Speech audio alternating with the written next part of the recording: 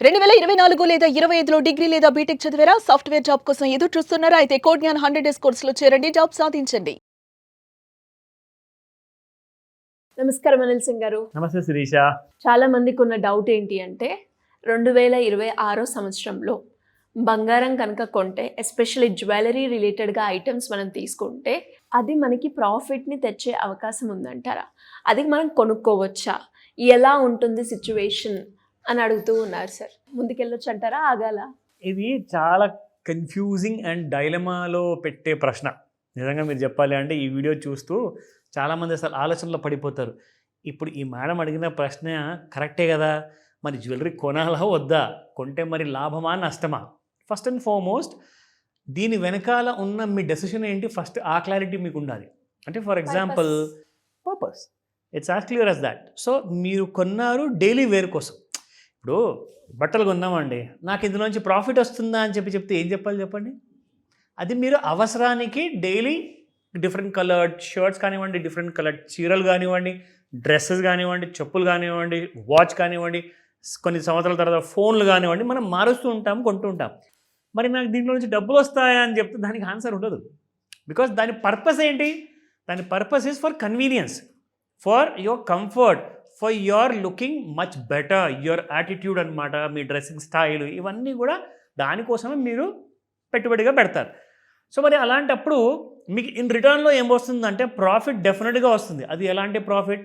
You look handsome, you look beautiful, you look out of the crowd అనమాట. మీరు ఒక leader లాగా కనపడతారు. సో దానికోసం ఖర్చు పెట్టడం తప్పేం లేదు కదా. సో అలాగే జ్యువెలరీ కోసం మీరు కొంటున్నారు అంటే that is for your status level కోసం కొంటున్నారు. మీరు అది అలాంటి జ్యువెలరీ మీరు ధరించేసి మీరు బెటర్గా ఫీల్ అవుతారు.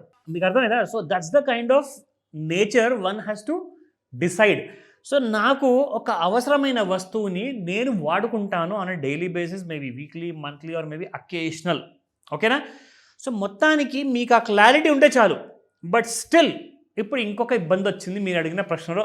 అదేంటంటే అసలు మన డైలీ యూసేజ్ కోసం కొన్నా, మన స్టేటస్ లెవెల్ కోసం కొన్నా అసలు కొనడం అవసరమా? అది రేపటి రోజున ఇరిగిపోయింది అనుకోండి, పాతబడ్డది అనుకోండి, దాన్ని ఎక్స్చేంజ్ జ్యువెలరీ కిందకి వెళ్ళి నేను అమ్మితే నాకు మళ్ళీ ఒక సరైన ధర వస్తుందా కదా? That's a big question mark. So ఇక్కడ ఒక రీసెర్చ్లో తేలిన విషయం ఏంటంటే ఎగ్జాక్ట్లీ గోల్డ్ జ్యువెలరీ విషయానికి వస్తే చాలా లాసెస్ ఉన్నాయి. అదేంటి, అది ఎలా ముడిపడుంది మీ బంగారు జ్యువెలరీతో, అది మీకు చూపిస్తా. So let me show you that. Why gold jewelry may not be a smart investment? Experts explain the real cost behind your purchase. Okay na? So first point ఏంటంటే gold has long held a special place in Indian households for generations. పాతకాలం నుంచి ఇప్పటిదాకా ఇంకా రాబోయే వందల వేల సంవత్సరాల వరకు బంగారం మాత్రం నెంబర్ 1 చాయిస్. ఓకే, రెండోది ఇక్కడ చూసుకుంటే పెద్ద పెద్ద ఎక్స్పర్ట్స్ ఏమంటున్నారంటే, అంటే వీళ్ళు మామూలు ఎక్స్పర్ట్స్ కాదండి, వీళ్ళు ఏంటంటే దాదాపు కనీసము ఒక 10,000 కోట్ల రూపాయల నుంచి 10 లక్షల కోట్ల రూపాయల వరకు ఫండ్స్ మేనేజ్ చేస్తారనమాట బంగారం ఇన్వెస్ట్మెంట్లో. ఓకేనా? సో అలాంటి పెద్ద పెద్ద మనుషుల గురించి మనం మాట్లాడుతున్నాం ఇక్కడ. ఇది ఎవరు కూడా జస్ట్ ఒక చిన్న అనలిస్ట్ ఇచ్చిన సమాధానం కాదు ఇది. సో ఇది మీరు విన్న తర్వాత అప్పుడు మీరు మీ కైండ్ ఆఫ్ ఫీడ్బ్యాక్ మీరు ఇవ్వండి, మీరేం ఆలోచిస్తున్నారు దీని గురించి, సో దట్ మన ప్రేక్షకులకి ఒక క్లారిటీ వస్తుంది. Now the hidden cost, jewelry must appreciate between 25 to 30% to just break even అట. ఫర్ ఎగ్జాంపుల్ మీరు ఒక 5 లక్షల రూపాయలు పెట్టి లేదంటే 10 లక్షల రూపాయలు పెట్టి మీరు ఒక జ్యువెలరీ కొన్నారు అనుకోండి, ఆ జ్యువెలరీ మీకు కనీసము సంవత్సరం తర్వాత, 10 సంవత్సరాల తర్వాత, 20 సంవత్సరాల తర్వాత మీకు 30% ప్రకారంగా అది పెరుగుండాలి. అప్పుడే మీరు కొన్న జ్యువెలరీకి మీకు సరైన ధర వస్తుంది, అదర్వైజ్ రాదు. నా ఇందులో ఎందుకు అంత ఇంపార్టెంట్ అంటే ఫస్ట్ ఆఫ్ ఆల్ మీరు పే చేస్తున్నారు మేకింగ్ ఛార్జెస్ పేరు మీద, రెండోది మీరు డిజైన్ ఛార్జెస్ పేరు మీద పే చేస్తున్నారు, మూడోది వచ్చేసి కాస్ట్ ఆఫ్ ఎంబెడెడ్ స్టోన్స్ ఉంటాయి. సాధారణంగా ఆడవాళ్ళకు ఓన్లీ జ్యువెలరీ అంత ఇష్టం ఉండదు, they may like kind of stones also. So brand premium, ఇప్పుడు మీరు పెద్ద పెద్ద బ్రాండ్ షోరూమ్స్ ఉన్నాయండి, బాంబే బేస్డ్ ఉన్నాయి, Delhi based, Kolkata based, Chennai based, పెద్ద పెద్ద కంపెనీస్ ఉన్నాయి. వాళ్ళు షోరూమ్లు పెట్టారు. ప్రతి బ్రాండ్ వాళ్ళ ప్రీమియంని సపరేట్గా ఛార్జ్ చేస్తుంది, అది మీరు కట్టాల్సిందే. అందులో మీరు ఎలాంటి ఎస్కేప్ అనేది ఉండదు. నా 25-30% ఈజీగా ఇదే మీకు అవుతుంది. ఎందుకంటే వాళ్ళు 30% నుంచి స్టార్ట్ చేస్తారండి ఛార్జెస్. దాన్ని మీరు ఒక 5%కో 4%కో తగ్గించేసి ఫైనలైజ్ చేస్తారు. తీసుకోండి లేకపోతే వెళ్ళిపోండి అని చెప్తారు. Simple as that.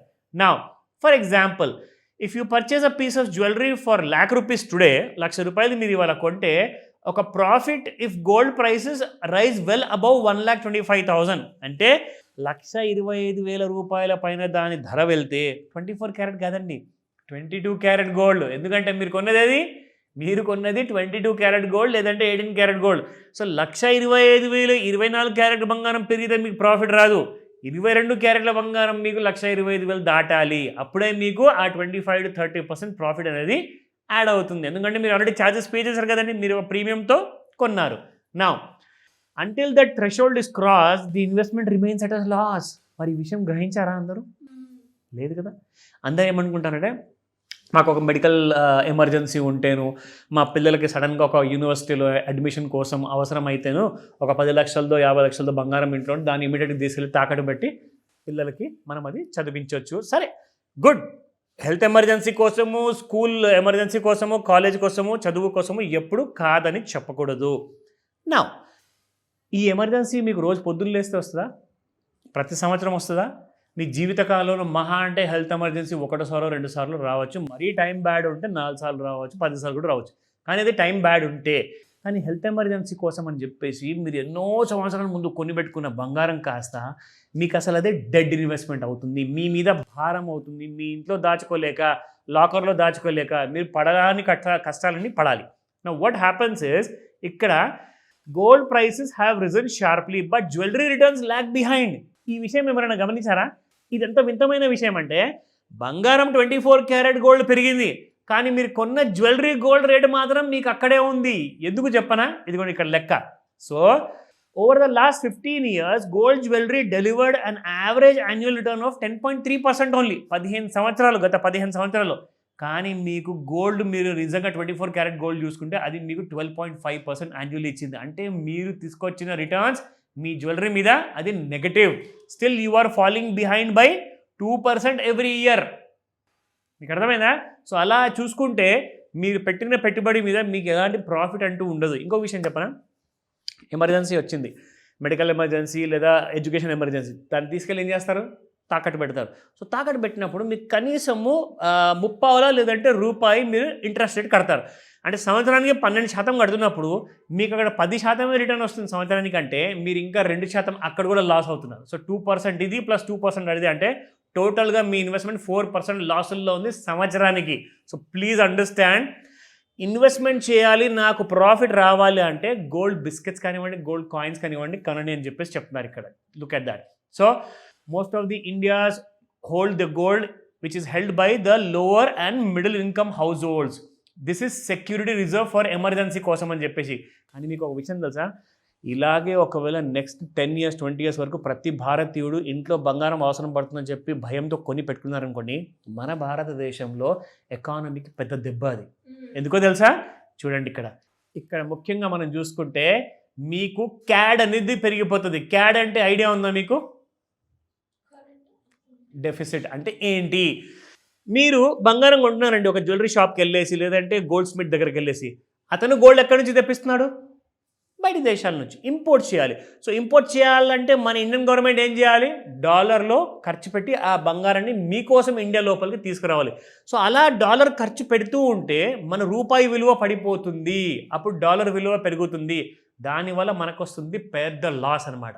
So current account deficit పెరగకూడదు ఉండదంటే నాకు ఒక సరైన మోతాదులో 1 తులమో 10 తులాలో 5 తులాలో 2 తులాలో పెట్టుకుంటా. దానికంటే ఎక్కువగా నేను జ్యువెలరీ రూపంలో కొనను. కావాలంటారా బిస్కెట్లో కొనండి, కాయిన్స్లో కొనండి. లేదంటారా you have a very good option. Gold ETF కొనండి, గోల్డ్ కాయిన్స్ కొనండి, గోల్డ్ బార్స్ కొనండి, which will give you that kind of a return అనమాట. కానీ జ్యువెలరీలో ఎప్పుడైనా గుర్తుపెట్టుకోండి, వాడండి, విరిగిపోతే దాన్ని మార్చుకోండి, అంతేగాని దాన్ని వాల్యూ లేదు, ప్రాఫిట్ లేదు. సో ఈ విషయం ఆలోచించిన తర్వాత మీరు బాగా ఒక లిస్ట్ అనేది తయారు చేసుకోండి. నన్ను అడిగితే ఫస్ట్ ఆఫ్ ఆల్ ఆ ప్రశ్నలకు సమాధానం మీకు ఒకవేళ దొరకకపోతే ఖచ్చితంగా కాల్ చేసి అడగండి. ఇప్పుడు మీరు నాకు చెప్పండి, గోల్డ్ జ్యువెలరీ కొనడం బెటరా? అంటే ఇప్పుడు నేను ఆలోచిస్తున్నాను సరే, గోల్డ్ ఈటీఎఫ్స్లో పెడితే బెటరా, లేదంటే కాయిన్స్ కొనుక్కుంటే బెటరా, లేదు అంటే మీరు అన్నట్టుగా బార్స్లో ఇన్వెస్ట్ చేస్తే బాగుంటుందని ఆలోచిస్తున్నాను. సో ఈ మూడిట్లో కూడా ఎందులో పెడితే ఎంత లాభం ఉంటుందో అనేది నెక్స్ట్ వీడియో చేద్దాం సార్. తప్పకుండా. Thank you sir, thank you so much. Welcome Sirisha.